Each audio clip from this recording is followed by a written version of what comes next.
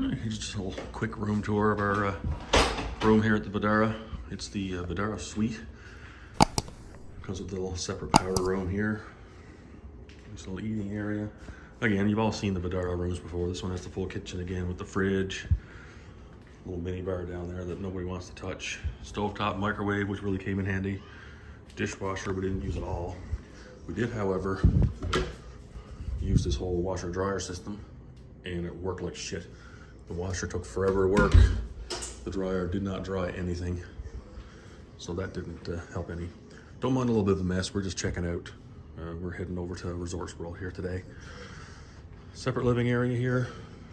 A couple of chairs, you know, Chicago PD. Look at the state this chair is in.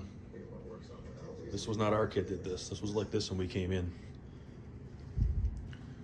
Here's the view here, looking over at the area. Down at the Vdara pool, Vdara. Dirty windows, there's that canoe thing. Little desk area there. And here we got the separate bedroom. Very comfy bed, very solid. Nice big television here. Closet there where your safe is, which was also locked when we got here, so we never used it. Robes in there. Lots of storage. Little iPad there for all your in-room ordering needs and whatnot. And finally we have the bathroom, which is really, really nice. Like, this is huge. Very nice tub there. Big walk-in shower. Over here you got the toilet, or the hanging space.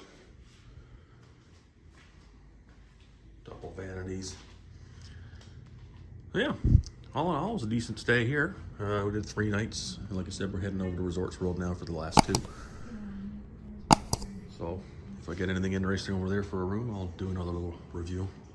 Or if we just get the same thing we normally get, you guys have seen it anyway. All right, see you guys next time.